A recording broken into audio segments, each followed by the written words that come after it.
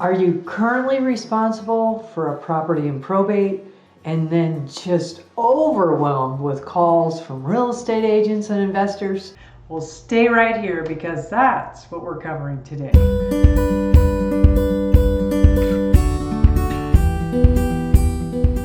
Now, inundation with too much information, too many phone calls, and too much not knowing what to do, along with grieving the loss of your loved one, is often just over the top. You're finding yourself responsible for your loved one's home and all of their personal property and tasked for completing their life. And to get a bit more clarity on terms you will come in contact with in the real estate process, I wanted to cover 5 common terms. The first one is closing costs. After I meet with a client to review their situation and the property that they are responsible for, I send them an estimate of proceeds document, and this shows them estimated costs of all that's going to transpire in a closing stake format, including rates and fees and loans and reports and taxes and other expenses, including possible homeowner association costs, transfer costs, repairs and cleaning, and what the estimated proceeds will be to the estate from the sale of the home. The second term is escrow and title. The escrow and title companies collect information from both parties in the transaction, which is the seller, the estate, and the new homeowner that is purchasing the property. And they are a third party. They are a neutral party, and what they do is collect reports and data to support a smooth process of the real estate transaction once there is an accepted offer.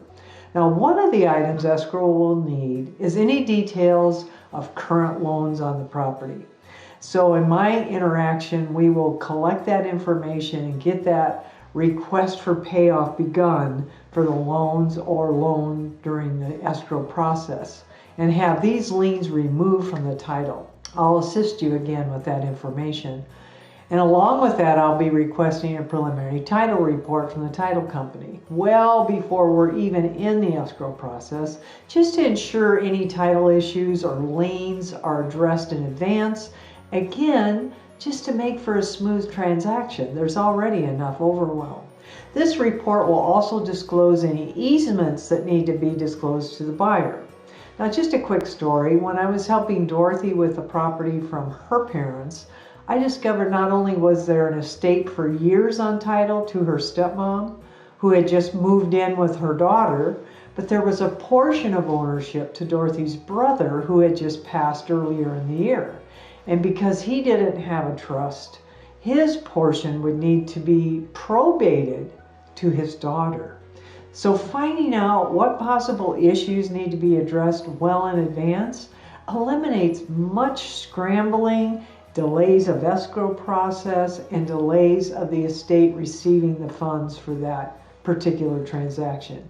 Next up is the inspections. Now, once a buyer has been chosen to purchase a property, they'll have a designated time period to complete any and all inspections. They will start with a general home inspection, which they pay for, and from that inspection they may discover something, for instance, like an HVAC system at the end of its lifespan. And from there they may have an HVAC specialist to further inspect the system to see if it's operational enough to meet health and safety standards right now. So once the time frame for inspections is up, the buyer will receive a notice in writing to remove that contingency, and that it can no longer be used as an out for canceling a contract without repercussions of loss of deposit. So that leads us to the fourth term, which is contingencies. Now, within a contract, there are contingency periods for inspections, for appraisals, and for loan approval. And they need to be watched and removed to protect you and to keep the process moving forward in rapid succession.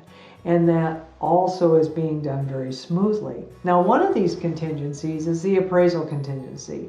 I take that one very seriously as I defend your equity for the estate. Now, because the appraisal is an opinion based on data, I prepare a packet to review with the appraiser to show how the value was attained and what points about the property were factored in to support the numbers. So again, you are achieving the biggest value possible for the property. And the final term to be aware of is timelines. I shorten the timelines acceptable in the State Association of Realtors contracts to again keep the process moving quickly and to determine in a timely manner what issues may need to be addressed or to continue the process or not. There may be issues that need to be renegotiated to move forward to closing or not. So by shortening, especially the inspection and the appraisal timelines, it allows you to know quickly if there is an obstacle that we need to renegotiate, or if not, to move forward with another buyer who is okay with whatever that issue was that couldn't be resolved. So like and subscribe to be notified of the next video. See you next time.